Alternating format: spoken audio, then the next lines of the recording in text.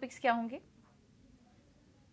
Good afternoon everyone. सो पहला stock जो पसंद आ रहा है वो है हिंदुस्तान एरोनॉटिकल HAL। ये स्टॉक अब अपने सीरीज के आखिरी पड़ाव पे अपने हाईएस्ट पॉइंट की तरफ बढ़ते हुए दिख रहा है। जिस तरीके से स्टॉक में करेक्शन के बाद पिछले 3 दिनों से एक हायर हाई लो फॉर्मेशन बनते हुए दिख रहे हैं, ये यहाँ पे एक रिवर्सल के साइन करेक्शन के बनते हुए दिख रहे हैं। और अब यहाँ पे हमें लगता है कि स्टॉक में जिस तरीके के फॉर्मेशन बने, जिस तरीके से लॉन्ग बिल्टअप देखने को मिला, ये टुवर्ड्स द एक्सपायरी भी यहाँ पे हमें लगता है मोमेंटम एक्सटेंड होते हुए दिखेगा। और स्टॉक में यहाँ से 3350 तक के अपसाइड के टारगेट हम HAL में एक्सपेक्ट कर रहे हैं।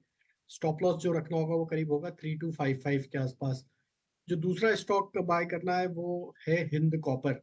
आज देखें तो मेटल पैक में एक अच्छा बाइंग इंटरेस्ट बना हुआ है और उसमें हमें हिंद कॉपर का स्ट्रक्चर काफी अट्रैक्टिव लग रहा है। अगर वीकली स्ट्रक्चर पे देखें तो ऑलमोस्ट 3 से 4 वीक के एक नैरो प्राइस कंसोलिडेशन रेंज का ब्रेकआउट आज करते हुए दिख रहा है स्टॉक। जिस तरीके से ओवरऑल स्ट्रक्चर बने हुए आज के सेशन में शॉर्ट कवरिंग का मूव जिस तरीके से बना है, यहाँ लग रहा है हमें ये स्टॉक टुवर्ड्स एक्सपायरी एक अच्छा मोमेंटम एक्सटेंड करेगा। अपसाइड के टारगेट एक्सपेक्ट कर रहे हैं इस पे करीब 294-95 तक के। स्टॉप लॉस होगा करीब 276 का। तीसरा स्टॉक जो पसंद आ रहा है वो मुथूट फाइनेंस का है। स्टॉक में देखें तो आज हालांकि स्टॉक 4% ऑलरेडी बढ़ चुका है ड्यूरिंग द डे, लेकिन अगर स्टॉक में देखें तो एक अच्छी रिकवरी, स्ट्रॉन्ग रिकवरी यहाँ पे स्टॉक में प्रीवियस वीक में भी देखने को मिली थी और आज फॉलोअप बाइंग एक्शन है। स्टॉक के फॉर्मेशन जिस तरीके से बन रहे वीकली और डेली सेटअप पे, ये स्टॉक का नेक्स्ट टारगेट हमें लगता है 1520 1530 की तरफ बढ़ते हुए दिखेगा। तो मुथूट फाइनेंस को बाय करना है। डाउन साइड में जो स्टॉप लॉस सजेस्ट किया वो करीब 1475 के आसपास है, इसको थोड़ा रिवाइज कर ले, 1465 का स्टॉप लॉस रखे और अपसाइड के टारगेट 1530 1545 तक आते हुए दिख सकते इंडिगो पर एक बार राय ले लेते हैं। थोड़ी देर पहले गौरव बता भी रहे थे उससे जुड़ी खबर। उनकी जो इन्वेस्टर मीट हुई थी, काफ़ी कुछ पॉजिटिव कमेंट्री निकल कर एक के बाद एक पॉजिटिव ब्रोकरेज रिपोर्ट्स भी आई हैं, जिसमें कि जेफरीज के रिपोर्ट के बारे में हम आपको बता भी रहे थे कि वो टारगेट्स ऑलरेडी हासिल हो चुके हैं। यूबीएस की काफ़ी पॉजिटिव रिपोर्ट आई, जो कि 3900 के टारगेट्स अब देख रही है यहाँ से। राजेश जी, क्या करना चाहिए इंडिगो पर? अब मौजूदा स्तरों में एंट्री लेनी चाहिए या फिर थोड़ा नीचे आने दे स्टॉक को? देखिए, टेक्निकल स्ट्रक्चर तो पूजा जी इसका स्ट्रांग है और जिस तरीके की बाइंग आज भी देखने को मिली है, stock all time high trajectory पे ट्रेड कर रहा है और जिस इंटेंसिटी की बाइंग है, हमें लगता है ये स्टॉक टुवर्ड्स एक्सपायरी भी ये मोमेंटम फर्दर एक्सटेंड करते हुए दिखेगा। हालांकि अगर हमें लगता है जिस तरीके के यहाँ पे चार्ट स्ट्रक्चर बने और एक लॉन्ग टर्म चार्ट पे जो ब्रेकआउट बने हुए ये दिखाता है कि स्टॉक को अगर पोजिशनली होल्ड करे तो स्टॉक में काफी बड़े अपसाइड के टारगेट टुवर्ड्स 3650 3700 की तरफ भी ये स्टॉक बढ़ते हुए दिख सकता है। तो छोटी मोटी डिप में इसको ऐड करना चाहिए। अब करंट लेवल से जो स्टॉप लॉस बन रहा है वो करीब बन रहा है 3440 के आसपास। तो अगर छोटा मोटा डिप मिलता है तो इसको ऐड किया जा सकता है 3440 के स्टॉप लॉस से। और हमें लगता है पोजिशनल टारगेट इसमें 3600 3650 की तरफ जल्द ही आते हुए दिखेगा। जी, आप बताइए, आपकी तरफ से कौन सा ट्रेड होगा? तो पहला स्टॉक होगा Pidilite industry. All time high trajectory में स्टॉक ट्रेड कर रहा है। जिस तरीके से आज की क्लोजिंग होते हुए दिख रही है स्टॉक की, हमें लगता है ये स्टॉक में फर्दर मोमेंटम कल के सेशन में भी एक्सटेंड होते हुए दिखेगा। अपसाइड के टारगेट एक्सपेक्ट कर रहे हैं 3040 3050 की तरफ। स्टॉप लॉस होगा करीब 2980 के आसपास। जो दूसरा स्टॉक पसंद आ रहा है वो है ओबेरॉय रियल्टी। ये स्टॉक में हमें लगता है 1540 की तरफ के टारगेट आते हुए दिखेंगे। स्टॉप लॉस होंगे करीब 1475 के आसपास। और तीसरा स्टॉक जो पसंद आ रहा है वो है संवर्धना मदरसन। एक करेक्शन के बाद स्टॉक में एक अच्छा अप ट्रेंड वापस से पिछले 2-3 ट्रेडिंग सेशन से बनते हुए दिखा है। जिस तरीके से स्टॉक अब अपने वापस 50 डे मूविंग एवरेज को रिगेन करते हुए दिख रहा है, हमें लगता है ये स्टॉक का मोमेंटम टुवर्ड्स एक्सपायरी बढ़ते हुए दिखेगा। अपसाइड के टारगेट 125 की तरफ एक्सपेक्ट कर रहे हैं। स्टॉप लॉस होगा करीब 114 के आसपास।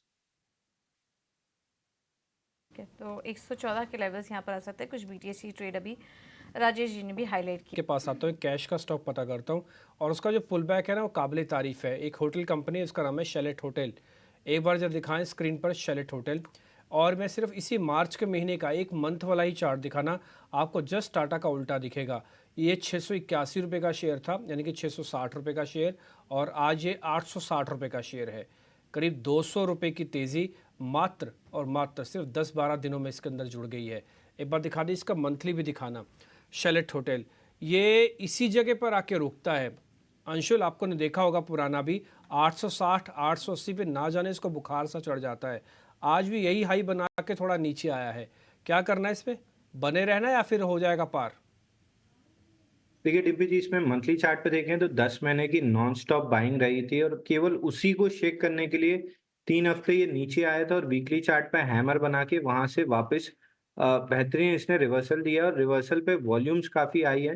तो मोस्ट लाइकली जो हाई है इस बार निकल जाएगा और लगभग यहाँ से 1100 1140 तक के टारगेट बन रहे हैं। तो फ्रेश बाइंग अगर करनी है तो फ्रेश बाइंग के लिए थोड़ा सा रुकना चाहिए, प्रॉपर ब्रेकआउट के ऊपर या तो क्लोज कर ले 900 के ऊपर, तब फ्रेश बाइंग करनी चाहिए। अगर आपके पास है तो बिल्कुल होल्ड करना चाहिए। फ्रेश बाइंग 900 के ऊपर बनेगी।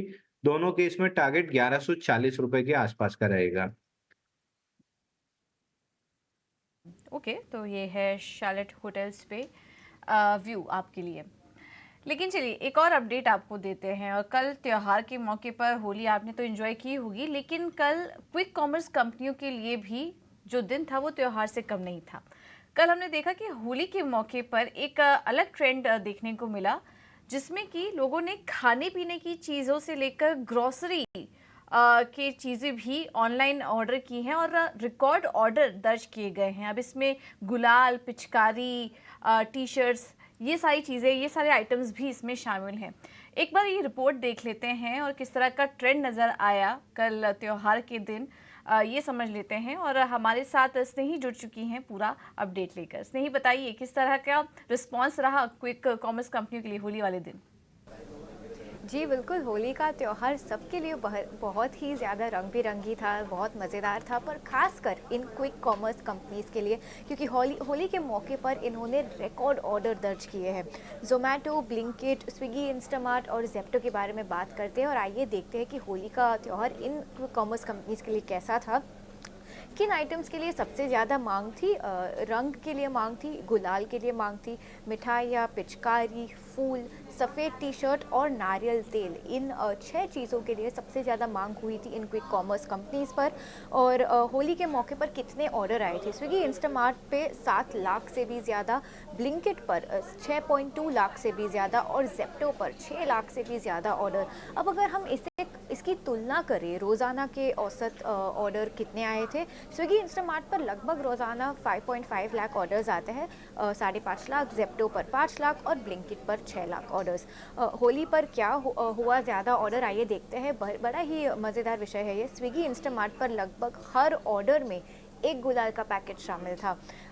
इंस्टामार्ट पर 1 मिनट में 444 गुलाल के ऑर्डर का पीक ऑर्डर भी बना और बेंगलुरु में हर 7 ऑर्डर में और मुंबई में हर 5 ऑर्डर में एक ऑर्डर पिचकारी का रहा था।